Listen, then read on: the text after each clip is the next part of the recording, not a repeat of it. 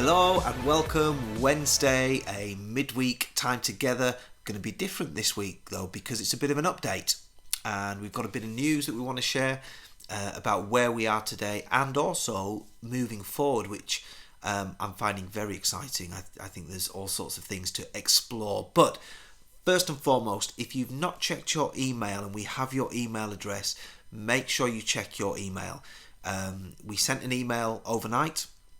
So many of you will have read it by now, and the email contained different things, but mainly just to explain where we are as a church today and what our decision is with regards to do we rush back into having meetings and if not when. And so just want to be very clear with everybody at this moment in time. I'm sounding like a politician, aren't I? At this moment in time, we are not making any immediate plans to rush back into a corporate gathering or to have a church meeting. We're not doing that really for three reasons. Number one, as the email talked about, the space, the venue that we meet, that we call home. There are restrictions on that just wouldn't make it feasible at the moment. And again, it's in the email. I think based on latest risk assessments and social distancing, we wouldn't be able to have any more than 30 people in at any one time to meet all the social distancing requirements. And you think for a church like ours, how is that going to work feasibly? And also, there's certain things that we can't do, and that is a part of who we are and what we do. And so that's one of the reasons why. Also, another reason is we've got so many key workers who are still working on the front line in our church family. We don't want to do anything that would put them at risk, that would then potentially stop them from working in that field of ministry, which is ministry. And so we want to protect those wonderful, wonderful key workers. And also, we want to make sure we play our part working with the government and the politicians. And, there's all this talk of a second spike and regional lockdowns. And as we speak, Bradford is high on the list of places where they think there could be a second lockdown. So we just want to make sure that we play our part, not to do something silly and cause a second spike or delay us all getting through this together. And so they're just some of the reasons why. Now, how long that's going to last for, I don't know. But what it has caused us to do, and this is really the second part of this brief little update, it's got Hannah and I thinking about what is church and what could church look like. There's so many good things that have come out of this incredible, tragic, unique season. But in it all, there's some good that has happened. And I think one of the positives to take away from this is how churches at large have adapted and have tried new things. We've been so stuck in our ways that we've been forced to try things, and it's amazing how when you try something, it suddenly makes you realise that this could be the doorway into a whole new realm of good stuff. And so we want to start a conversation, church family, along the lines of what do we want church to look like. I don't know about you, but what I'm not happy for church to look like any longer is just this 60 to 90 minutes that we meet together every Sunday and then we all go our separate ways and then that's it. And church is the meeting. Church is not the meeting. Church is family. Church is body. Church is life. And we want to start a conversation that looks at how we can build those things that gives them equal place in our church expression, rather than it all just being about the meeting. The corporate gathering together is important, but also are so many other things that I think we've overlooked because they've almost been seen as bolt-ons or add-ons, and they give a lower billing, and so we're going to start a conversation, church, where we start to explore what church can look like. We're a church that meets, that has people coming from all across West Yorkshire.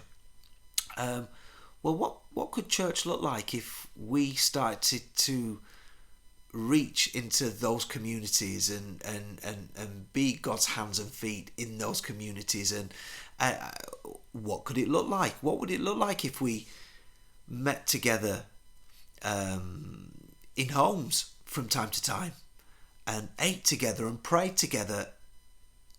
And that was our church gathering for the week. What could it look like? And so I know I'm probably not making much sense, but this is just, I want to welcome you to a conversation that we want to have. And obviously we can't come round to your house at the moment, and you can't come round to our house because of lockdown and all that kind of thing. So here's the first step, and every journey starts with the first step. You'll have read your email, and on the email we'll have said that by this weekend, by Friday night or Saturday, a survey will arrive at your email, and just 10 questions on it, asking your opinion on different things, and we want to know what you think. And the good news about this survey is it's totally anonymous, totally transparent, so we won't even know who replies back, so you can be totally transparent, totally honest about what you enjoy, what you don't enjoy. But that will just start to give us a bit of an insight really into what we're all thinking, so that when we can get together again, we can start to pick up the conversation that's already ongoing and already moving. And so don't anybody freak out, we're not going crazy, but here's the God bit, here's the scripture in all of this. Jesus talked about, didn't he, about the dangers of putting new wine into old wineskin. And I think as the church at large, we've always been asking God to do a new thing, but we try and make the new thing fit the old way of doing. And I think one of the things that God is doing in this season of shaking, I've invented a word, in this season of shaking, is that he's shaking it all. I'm telling you, he's shaking the earth, he's shaking the church. And I think we need to wake up as to what church is and how we, as his body, represent him. Because that's really what it's all about, how we represent him to the world, to one another as believers, and also to him, and it's got to be more surely than what historically it has been, and there's a place for it all. And so listen, check your emails on over the weekend. That survey will come. We would love you just to fill it out, and we just want to know what you think. But anyway, that's our update. We're going to continue as we're doing for the foreseeable future. Online church,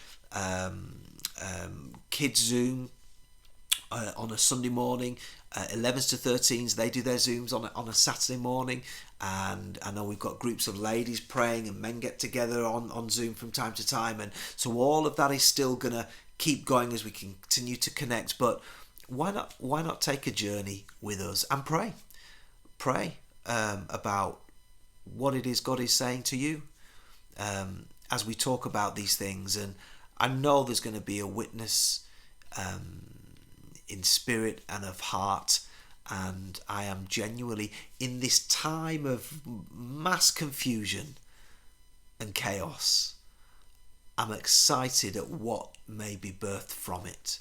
And so let's continue to journey together.